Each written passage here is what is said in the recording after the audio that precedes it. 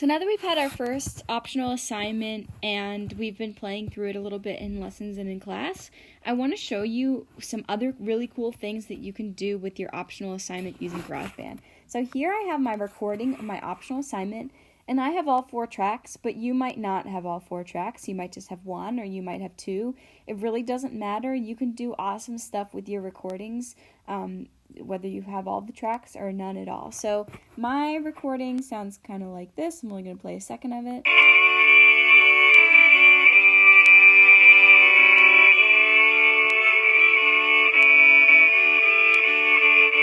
So it sounds pretty okay, but I haven't done anything in GarageBand with this yet.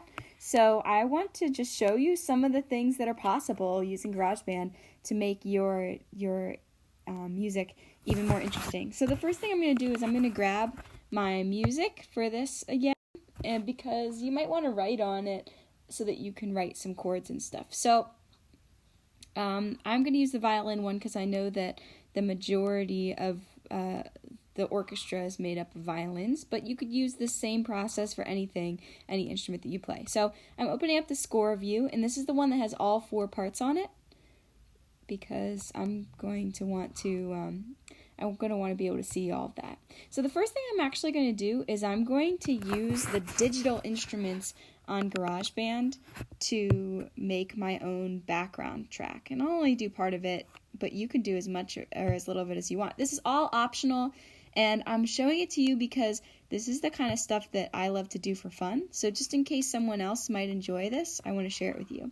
So what you need in order to write the chords, or you need to play the chords on GarageBand, is you need the actual chords of the notes. Now in this one, in the violin one, I actually wrote a couple of the chords already, and I did it because I wanted to show you something. So the chords in the measures are these letters, and they're just the name. Chords are just like a group of a couple of notes that sort of live in the key of whatever letter you see. And when you play these chords together, they make what's called a chord progression, which makes your music sound more interesting. So as I'm looking here, what I want to show you is that all the things I highlighted are chords, but one of the things you could do is you can actually sort of, without needing to know how to listen for chords or even how to build them, if you look at the lowest line, a lot of the times that note matches the chord.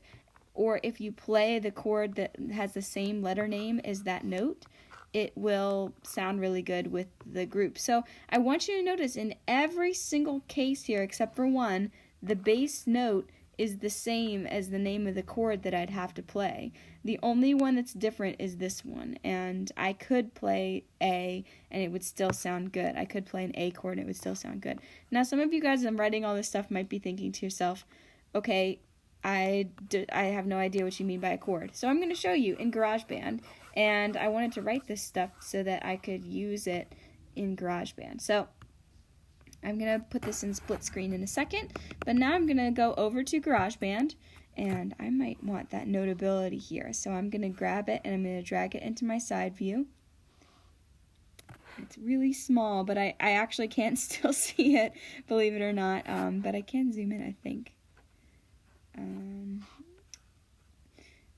I'm not a pro at this zooming thing yet, but anyway, that didn't work so well. Oh, there it is. Oh, if you use 2 fingers, you could zoom in. Okay, so I have that zoomed in about as far as it could go, and I'm in GarageBand, and I'm going to set it up so that I could play some chords. So the first thing I'm going to do is I'm going to go to this gear, and I'm going to make sure it's in D major, which is my key. It is in D major. I must have set that up before, but you could change it if you want. And what that'll do is it'll make sure that any instrument you choose will have the chords that you need. So I am going to go to these 3 squares, and I'm going to choose a random instrument. I guess I'll use piano, and I'm going to choose Smart Piano. And when I do, on the screen, I see all these buttons that have the different chords that I need. I have, and I have to move this around a little to see them all, but right now I could see D, G, D, A. Those are the ones that are on my music, and I could either play them by just tapping on the letter, or I could use an autoplay dial. plays automatically for me. It's so nice. Like, I don't even have to record an instrument playing. I just press a button and it does it for me. And there's a whole bunch of different sounds and styles.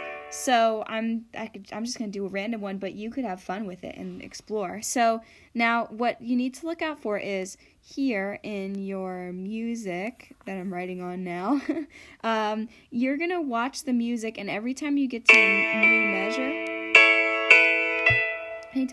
new measure, you play the new chord. So whenever I'm playing these notes, then I'm going to play the D chord. And when I'm playing these notes, when I hear those notes in the melody, then I play the G chord. Basically, every 4 beats, I switch to the next chord. And even if I don't have the chords written in, which you guys won't in your music, I could play the chord that has the same letter name as the lowest note. So D, G, A, and it'll sound good. All right, I'm going to say the chord names that I'm playing as I record this. So I'm just going to press record and press the buttons that correspond with these chords at the top of the line.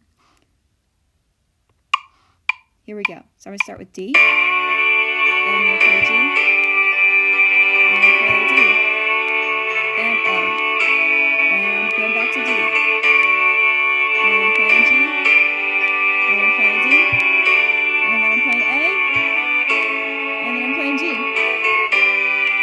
Yeah, and I'll stop there because then it gets a little complicated because then I'd have to move. But yeah, so already so cool. Like I don't even need to know to play the piano. I just need to know what the chords are. And now I have a piano part. Do you hear it? And let's say, what if I wanted the piano part to be louder? I can make it louder. And it matches up with what I played before. Oh, I didn't mean to do that. Matches up with what I played before. Check it out.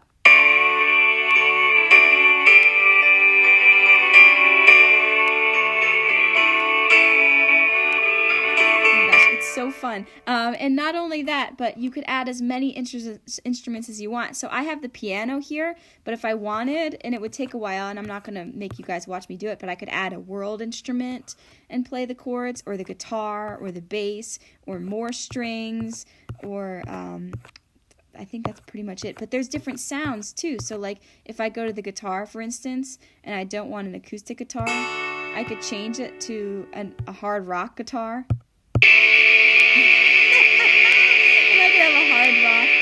Violin song. But what I want to show you now is the drums, actually. So I'm going to go to Smart Drums. And drums really make a big difference when you're making a song and making it sound interesting and toe tapping and fun to listen to. So I'm going to pick a random drum machine. I'm going to choose something that's going to sound kind of poppy because this is sort of like a pop style song. I don't know if you guys could tell that. And the drums are really easy, so I have this box here, and I just grab the things I want, and I put them in here. And then it plays for me. Or I could roll the dice and get a random sound. That sounds pretty cool. Okay, I think let's go with this one, and I'm going to press record, and then you'll hear it with the drums.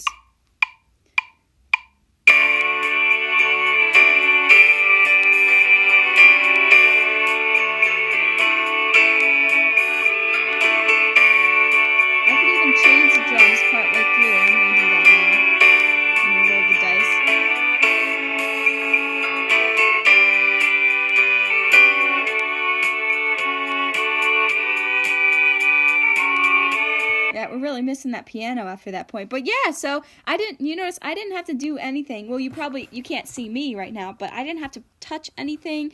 All I had to do was touch the red record button at the top, and I had those drums. And now I have piano and drums, and it makes it sound so cool with the tracks I already did. And I want you to see I want to show you something. I'm going to turn off a couple of the tracks. Like, let's say that I only recorded the melody and the bass line.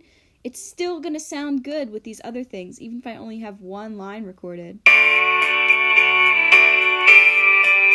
if I only have the bass line? It would still sound good.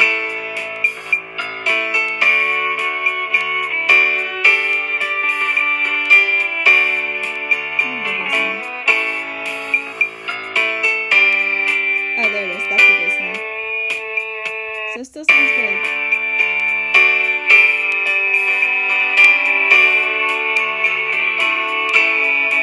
sounds kind of like something you hear on the radio, and you could do it with GarageBand. You can also add these things called Apple Loops. I don't know what this means. Sorry about that. So Apple Loops, and I could add if I really wanted to. These get kind of weird because they don't always match the key that you're in, and it's kind of hard to tell which one it is. But if you really like a sound, you could sort it by genre. So, oh, here we go, major scale. I don't know. I'm just clicking through things now, and I could find lots of stuff here. I don't want anything that sounds too... So I could just put this in here somewhere. And it'll loop itself, you see, so I might not want it the whole time. I might just want it a little bit, so I shrink it. And I can drag it.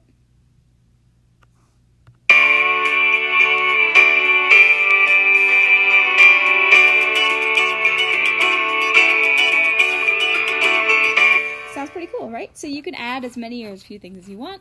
And remember, this is not required, but it might be fun for you. So I wanted to give you that as an idea so that you can try some of this stuff on your own. And I'll teach you how to do some of it in class too later, but this is just to get those of you started that really want to dig in a little deeper. So those are just some ideas for you.